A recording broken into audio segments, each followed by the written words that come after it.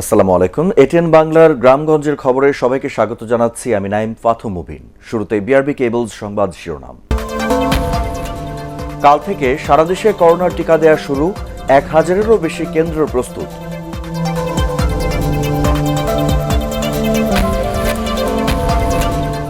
নতুন বছরের 1 মাস পার হলেও বোর্ডের বই পায়নি অনেক শিক্ষার্থী, লেখাপড়া বিঘ্নিত।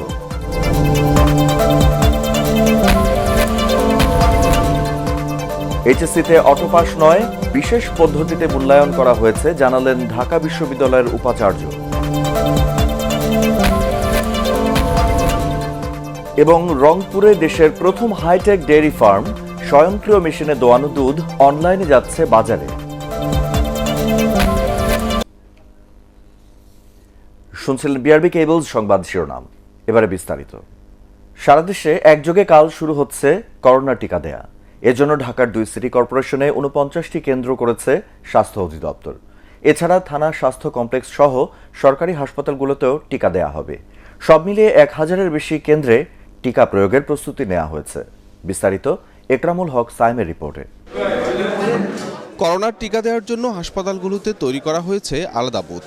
রাজধানীতে ঢাকা উত্তর সিটি 30টি এবং দক্ষিণে 19টি টিকা কেন্দ্রে কাজ করবে 300-রও বেশি টিম। এরই মধ্যে সংশ্লিষ্ট স্বাস্থ্যকর্মীদের প্রশিক্ষণ দেওয়া হয়েছে। ভ্যাকসিন গ্রহণকারীদের 8 ঘন্টা পর্যবেক্ষণে রাখা হবে কেন্দ্রগুলোতে। নর্মাল ভ্যাকসিনের মতোই দেওয়া হয়, এটাকে 90 ডিগ্রি অ্যাঙ্গেলে দেওয়া হয়, 0.5 ml। যাদের ডায়াবেটিস থাকে, হাইপার টেনশন থাকে, তাদের এই টিকাটা দিতে আমরা তাদেরকে উৎসাহিত করব যে আপনারা আসেন, তাতে কোনো সমস্যা হবে না। এইফআই ম্যানেজমেন্ট একটা সেন্ট্রাল কমিটি আছে, এখানে একটা আমাদের লোকাল একটা কমিটি আছে। আমাদের সবসময় কিন্তু ইমার্জেন্সি ডাক্তাররা এখানে প্রস্তুত থাকবেন, 2টা বেড প্রস্তুত থাকবে, তাদের ইমার্জেন্সি মেডিসিন থেকে শুরু করে সব কিছু এখানে রেডি থাকবে, অক্সিজেন রেডি থাকবে, একটা অ্যাম্বুলেন্স অলওয়েজ রেডি থাকবে। ঢাকার বাইরেও সরকারি হাসপাতাল ও থানা স্বাস্থ্য কমপ্লেক্স সহ সংশ্লিষ্ট স্বাস্থ্যসেবা কেন্দ্রে ভ্যাকসিন দেওয়ার প্রস্তুতি নেওয়া হয়েছে। পাঠানো হয়েছে টিকা সহ প্রয়োজনীয় সামগ্রী। ইউনিয়ন তথ্য সেবা কেন্দ্রগুলোকে আমরা রেজিস্ট্রেশন করার জন্য আমাদের যে অ্যাপ আছে, অ্যাপের রেজিস্ট্রেশন সুরক্ষা অ্যাপ রেজিস্ট্রেশন করার জন্য আমাদের কার্যক্রম চলছে। অনলাইনে নিবন্ধন অনুযায়ী দেওয়া হবে টিকা, তবে কেন্দ্রে গিয়েও নিবন্ধন করা যাবে। প্রথম পর্যায়ে অগ্রাধিকার ভিত্তিতে বয়স্ক ও সম্মুখ যোদ্ধারা পাচ্ছেন করোনার টিকা। প্রত্যেকটা টিমের জন্য ইন্ডিভিজুয়ালি যে ব্যবস্থাপনা, যে তার সেখানে টেবিল কীরকম থাকতে হবে, টেবিলের উপর কোল্ড স্টোর, ওয়েস্ট ম্যানেজমেন্ট এবং সিরিঞ্জ থেকে শুরু করে ভ্যাকসিন কিভাবে রাখবে, প্রত্যেকটারই আসলে চেকলিস্ট দেওয়া আছে। এক একটা টিম এটা পারবে 100 থেকে 150 জনকে টিকা দিতে। এই ভ্যাকসিন তেমনভাবে কোনো জটিলতা সৃষ্টি করে না, এটা স্বাস্থ্য করোনা থেকে সুরক্ষিত রাখতে সবাইকে সাহায্য করবে। যার যখন সুযোগ আসবে ভ্যাকসিন গ্রহণ করে করোনা থেকে নিজেদেরকে মুক্ত রাখে এবং সুরক্ষিত রাখে। 27 জানুয়ারি রাজধানীর কুর্মিটোলা হাসপাতালে প্রধানমন্ত্রীর উদ্বোধনের পর 26 জনকে করোনার ভ্যাকসিন দেওয়া হয়। পরদিন ঢাকার 5 হাসপাতালে ভ্যাকসিন দেওয়া হয় 541 জনকে। তাদের সবাই সুস্থ রয়েছেন বলে জানায় স্বাস্থ্য অধিদপ্তর। একরামুল হক সায়েম, এটিএন বাংলা, ঢাকা। করোনা ভাইরাসে আক্রান্ত হয়ে গত 24 ঘন্টায় আরও 8 জন মারা গেছে। এ নিয়ে দেশে মোট মৃতের সংখ্যা বেড়ে দাঁড়ালো 8190 জনে। 24 ঘন্টায় ঢাকা বিভাগে 5 জন, চট্টগ্রামে 2 জন ও খুলনা বিভাগে 1 জন করে মারা গেছেন। সবশেষ মৃতদের মধ্যে 6 জন পুরুষ ও 2 জন নারী। স্বাস্থ্য অধিদপ্তরের সংবাদ বিজ্ঞপ্তিতে এসব তথ্য জানানো হয়। এছাড়া গত 24 ঘন্টায় 12135টি নমুনা পরীক্ষায় নতুন করে 305 জন করোনা শনাক্ত হয়েছেন। আক্রান্ত বিবেচনায় শনাক্তের হার 2.51%। দেশে মোট করোনা শনাক্তের সংখ্যা 5,37,770 জন। 24 ঘন্টায় সুস্থ হয়েছেন 417 জন। মোট সুস্থ 4,82,841 জন। নতুন বছরের 1 মাস পার হলেও অনেক শিক্ষার্থী এখনো বোর্ডের সব বই পাননি। শিক্ষা প্রতিষ্ঠানগুলো বলছে সরবরাহ না থাকায় বই দেয়া সম্ভব হয়নি। এ অবস্থায় লেখাপড়ার ব্যাঘাত ঘটছে শিক্ষার্থীদের। আরও জানাচ্ছেন মাহবুব কবির চপল।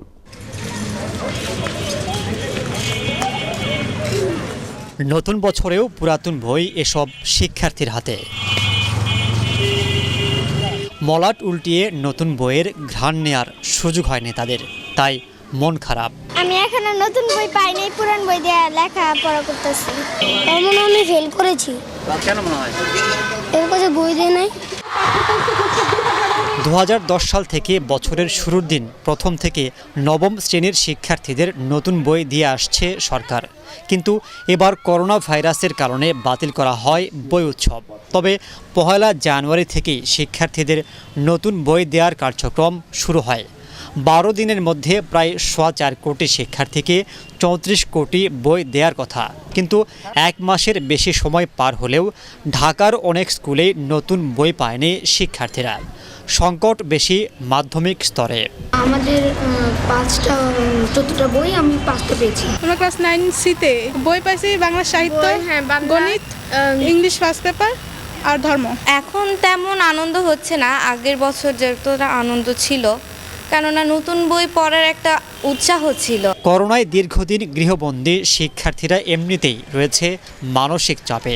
এ অবস্থায় নতুন বই তাদের লেখাপড়ায় মনোযোগ বাড়াতে বলে মনে করছেন অভিভাবকরা। আমার ছেলে এবার ক্লাস 9-এ অনলি মাত্র 2টা বই পেয়েছে। সব বই পাইনি বিধায় বাচ্চাদেরকে সবভাবে ওভাবে ধরাতেও পারছি না। মানে বেশ কিছু কিছু বই আছে যেটার সঙ্গে একটা রিলেটিভ। শিক্ষা প্রতিষ্ঠান বন্ধ থাকলেও বইয়ের খোঁজ নিতে প্রায় শিক্ষার্থীরা স্কুলে আসছেন। তবে কবে নাগাদ বই পাওয়া যাবে এ তথ্য দিতে পারেননি শিক্ষকরা। এই মুহূর্তে ক্লাস 8-এর তথ্য প্রযুক্তি বইটা এখনো পাইনি, ক্লাস 7-এও। আর নবম শ্রেণীর মধ্যে সায়েন্স গ্রুপের কয়েকটা বই, কেমিস্ট্রি, বায়োলজি। এ বিষয়ে দ্রুত ব্যবস্থা নেয়ার কথা জানান জাতীয় শিক্ষাক্রম ও পাঠ্যপুস্তক বোর্ড এনসিটিবির চেয়ারম্যান। সকল বই অধিকাংশ চলে গেছে, যে সবগুলো থানা হয়তো ইকুয়াল ডিস্ট্রিবিউশন হয়ে যায় নাই। আমরা খোঁজ নিচ্ছি, তাহলে স্কুল খোলার আগেই যাতে সব শিক্ষার্থীর হাতে নতুন বই পৌঁছায় সেই ব্যবস্থা নেয়ার আহ্বান শিক্ষক, শিক্ষার্থী ও অভিভাবকদের। মাহবুব কবির চপল, এটিএন বাংলা, ঢাকা। এইচএসসিতে অটোপাস নয়, বিশেষ পদ্ধতিতে মূল্যায়ন করা হয়েছে বলে মন্তব্য করেছেন ঢাকা বিশ্ববিদ্যালয়ের উপাচার্য অধ্যাপক আখতারুজ্জামান। ডিবেট ফর ডেমোক্রেসি আয়োজিত বিতর্ক প্রতিযোগিতায় তিনি বলেন, করোনা মহামারীতে শিক্ষার্থীদের যে ঘাটতি হয়েছে তা বিশ্ববিদ্যালয় পর্যায়ে পূরণ করা সম্ভব। এদিকে debate for democracy chairman Hasan Ahmed Chowdhury Kiron বলেন, উচ্চশিক্ষার পাশাপাশি শিক্ষার্থীদের কর্মক্ষম ও স্বাবলম্বী করতে কারিগরি শিক্ষার উপর জোর দিতে হবে।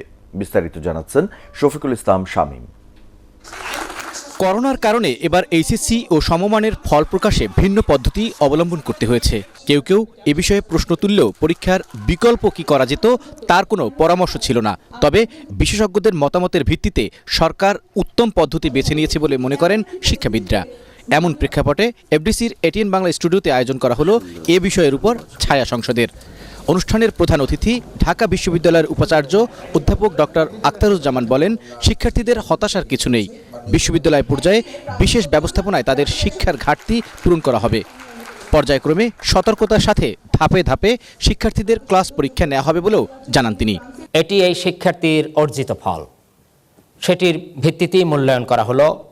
সুতরাং এটি যতটুকু সে আজকের উচ্চতর স্তরে বা শ্রেণীতে পেল, সেটি তারই অভিজ্ঞতা, তারই দক্ষতার প্রতিফলন।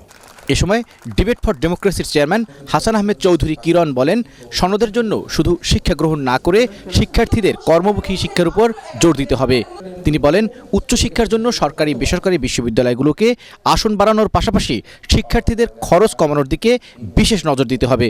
করোনাকালে এখন এই যে ভর্তি যুদ্ধে আমাদের শিক্ষার্থীদের অবতীর্ণ হতে হবে, তাদের মধ্যে অনেকেই হয়তো উচ্চশিক্ষা এমনকি কারিগরি শিক্ষাও ভর্তি হবার সুযোগ নাও পেতে পারে। সে কারণে আমরা দাবি রাখতে চাই সরকারের কাছে যে কোনোভাবেই হোক একটা তহবিলি গঠন করে, সেটা বিশ্ব ব্যাংকের কাছ থেকে হতে পারে, এডিবির কাছ থেকে হতে পারে, আমাদের কোনো ডেভেলপমেন্ট পার্টনারের কাছ থেকে হতে পারে, নিয়ে যাতে বেসরকারি বিশ্ববিদ্যালয়গুলোকে অর্থায়ন করা যেতে পারে, যে তারা তাদের ক্লাসরুম বাড়াতে পারে, তারা তাদের স্ট্রাকচার ফ্যাসিলিটি বাড়াতে পারে, তারা তাদের শিক্ষক নিয়োগ বাড়াতে পারে, বাড়িয়ে যাতে আমাদের সকল শিক্ষার্থীকে ভর্তির সুযোগ করে দেওয়া যায় সে চিন্তা করা যেতে পারে। বিতর্ক প্রতিযোগিতায় নরসিংদীর আব্দুল কাদের মোল্লা সিটি কলেজ এবং ঢাকা সিটি কলেজের শিক্ষার্থীরা যৌথভাবে জয়লাভ করেন।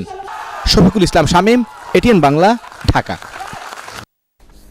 ব্রাহ্মণবাড়িয়ার নবীনগরের শিবপুরে সুর সম্রাট ওস্তাদ আলাউদ্দিন খাঁর মসজিদে ওয়াকফ করা জমিতে আদালতে নিষেধাজ্ঞা অমান্য করে স্থাপনা নির্মাণের প্রতিবাদে মানববন্ধন হয়েছে। সকালে উদীচী শিল্পী গোষ্ঠী ব্রাহ্মণবাড়িয়া জেলা সংসদের উদ্যোগে স্থানীয় প্রেস ক্লাবের সামনে এ কর্মসূচি পালিত হয়। বক্তারা এই সময় বলেন, ভুয়া দলিলের মাধ্যমে একটি কুচক্রী মহল আলাউদ্দিন খাঁর তত্ত্বাবধানে গড়া 120 বছরের পুরনো মসজিদের জমি আত্মসাতের পায়তারা করছে। এদের বিরুদ্ধে প্রশাসনের হস্তক্ষেপ কামনা করেন তারা। উদীচী শিল্পী গোষ্ঠীর সভাপতি জহিরুল ইসলাম স্বপন, সম্মিলিত সাংস্কৃতিক জোটের আহ্বায়ক সাংবাদিক আব্দুল নূর ও সুর সম্রাট আলাউদ্দিন স্মৃতি সংসদের সভাপতি রানা শামীম রতন অনুষ্ঠানে অন্যান্যের মধ্যে বক্তব্য রাখেন। রংপুরে দেশের প্রথম হাইটেক ডেইরি ফার্ম স্থাপন করেছে ইয়ন গ্রুপ। হাতের স্পর্শ ছাড়াই অটোমেটেড মেশিনে দোয়ানো এ ফার্মের দুধ বাজারজাত হচ্ছে অনলাইনে। দেশ জুড়ে এ ধরনের খামার তৈরি ও ব্যবস্থাপনায় সহযোগিতায় আশ্বাস দিয়েছেন মৎস্য ও প্রাণী সম্পদ মন্ত্রী সম রেজাউল করিম। রংপুর থেকে মাহবুবুল ইসলামের রিপোর্ট, জানাচ্ছেন Zahidul Alam. Swedish D level নকশা অনুযায়ী তৈরি করা হয়েছে গাভীর বাসস্থান। খামার ব্যবস্থাপনায় ব্যবহার করা হচ্ছে সর্বাধুনিক প্রযুক্তি। রংপুরের বদরগঞ্জে অত্যাধুনিক এই হাইটেক খামারটি স্থাপন করেছে ইয়ন গ্রুপ। 2019 সালে অস্ট্রেলিয়া থেকে উড়োজাহাজে 225টি গাভী প্রথম আনে ইয়ন গ্রুপ। গরুর খাদ্যাভ্যাস, স্বাস্থ্যসেবা, দুধ দহনেও তারা ব্যবহার করছে অটোমেটিক বিদেশি প্রযুক্তি। আমাদের চাহিদা অনেক বেশি, সেখানে কিন্তু হাইটেক ডেইরি ফার্ম এবং হাই কোয়ালিটি মিল্ক প্রোডাকশন এই ধরনের প্রযুক্তির মাইলফলক হিসেবে কাজ করবে। খামারে স্থাপন করা হয়েছে অত্যাধুনিক মিল্কিং পার্লার। অ্যান্টিবায়োটিক মুক্ত গাভীগুলোকে জীবাণুমুক্ত করে দিনে 2 বার দুধ নেওয়া হচ্ছে সেই পার্লার থেকে। খাবার খাওয়ার একটা নির্ধারিত জায়গা আছে, সেখানে যে গরু খায়, নিজে খায়। আবার যেখানে পানি খাওয়ার দরকার সেখানে পানি খায়। যখন দুধ দেওয়ার সময় হয় তখন সে মিল্ক পার্লারে চলে আসে। রংপুরে এই খামার পরিদর্শনে এসে সারা দেশে এমন উদ্যোগ ছড়িয়ে দেওয়ার কথা জানান মৎস্য ও প্রাণী সম্পদ মন্ত্রী সম রেজাউল করিম। এই সেক্টরের সঙ্গে প্রত্যক্ষভাবে পরোক্ষভাবে যেভাবে জড়িত আছেন তাদের রাষ্ট্রের পক্ষ থেকে সকল সহায়তা দেওয়া হবে। যারা অর্থনৈতিকভাবে বিনিয়োগ করতে চান তাদেরকে স্বল্প সুদে সহজ শর্তে লোন দেওয়া হবে। উদ্যোক্তারা মনে করছেন বিশুদ্ধ দুধ উৎপাদনের পাশাপাশি স্থানীয়ভাবে কর্মসংস্থানে বিশ্বমানের এই ডেইরি ফার্ম গুরুত্বপূর্ণ ভূমিকা রাখবে। জাহিদুল আলম, এটিএন বাংলা। মেহেরপুরের গাংনীতে প্রকাশ্যেই কেমিক্যাল দিয়ে পাকানো হচ্ছে অপুষ্ট টমেটো। ক্ষেত থেকে কাঁচা টমেটো তোলার পরে রাসায়নিক দিয়ে লাল টুকটুকে করা হচ্ছে। বাজারে টমেটোর বেশ চাহিদা থাকায় অতিরিক্ত লাভের আশায় অপরিপক্ক টমেটোতে ক্ষতিকারক রাসায়নিক মেশাচ্ছেন অসাধু ব্যবসায়ীরা। ক্রেতাদের চাহিদার কারণে খুচরা বিক্রেতারাও পসরা সাজিয়েছে এসব বিষাক্ত টমেটো দিয়ে। সচেতন ক্রেতারা এড়িয়ে গেলেও বেশিরভাগ মানুষ কিনছেন এগুলো। যেভাবে জাগ দিয়ে রাখলে 10-12 দিনের কিংবা 15 দিনের মধ্যে একটু কালার আসে। কোম্পানি তৈরি করে ফাঁসিরা ব্যবহার করছে। এখন এইভাবে উপরে চলছে। ওষুধবিহীন যেটা সেটার দাম বেশি, আর যেটা ওষুধ দিয়া সেটার দাম কম। লং এক্সপোজার করলে অনেক সময় এটা কার্সিনোজেনিক এজেন্ট, পরবর্তীতে স্টোমাকে ক্যান্সার বা ইন্টেস্টাইনের ক্যান্সার জাতীয় রোগেও আক্রান্ত হওয়ার সম্ভাবনা থাকে। নীলফামারীতে আয়োজিত হলো কিশোর কিশোরী মেলা। কিশোরকালীন পুষ্টি উন্নয়ন কার্যক্রমের অংশ হিসেবে জেলা শিল্পকলা অডিটোরিয়ামে এর আয়োজন করে স্বর্ণ কিশোরী নেটওয়ার্ক ফাউন্ডেশন ও নির্ভীক টিভি.com। ভিডিও কনফারেন্সে প্রধান অতিথি হিসেবে যুক্ত ছিলেন সংসদ সদস্য আসাদুজ্জামান নূর। অনুষ্ঠানে জেলায় 60টি স্বর্ণ কিশোর কিশোরী ক্লাব গঠন করতে পারায় নীলফামারীকে নির্ভীক জেলা ঘোষণা করা হয়। এছাড়া ক্লাব গঠনে অবদানের জন্য 7 জনকে মেডেল দেওয়া হয়। এ সময় মাধ্যমিক ও উচ্চশিক্ষা অধিদপ্তরের মহাপরিচালক ডক্টর সৈয়দ মোহাম্মদ গোলাম ফারুক, জেলা প্রশাসক হাফিজুর রহমান চৌধুরী, পুলিশ সুপার মুখলেসুর রহমান, পৌর মেয়র দেওয়ান কামাল আহমেদ ও ফাউন্ডেশনের চেয়ারম্যান ফারজানা ব্রাউনিয়া অন্যান্যের মধ্যে উপস্থিত ছিলেন। বরগুনার আমতলীতে 230টি পরিবারের মধ্যে শীত বস্ত্র বিতরণ করেছেন ইউনাইটেড গ্লোরি অব বাংলাদেশের চেয়ারম্যান বি খন্দকার। গতকাল সরকারি একে পাইলট হাই স্কুল মাঠে এই বস্ত্র বিতরণ করা হয়। এ সময় আয়োজিত সভায় সভাপতিত্ব করেন সংস্থার কান্ট্রি ডিরেক্টর রাসেল। আমতলী উপজেলা পরিষদের ভাইস চেয়ারম্যান মুজিবুর রহমান এ সময় অন্যান্যের মধ্যে উপস্থিত ছিলেন। পরবর্তী সংবাদ দেখার আমন্ত্রণ জানিয়ে এখনকার মতো শেষ করছি। করোনা ভাইরাস থেকে নিজেকে সুরক্ষিত রাখতে মাস্ক পরুন, বারবার হাত পরিষ্কার করুন। এটিএন বাংলার সংবাদ ইউটিউবে দেখতে ব্রাউজ করুন youtube/ATN Bangla News। ধন্যবাদ।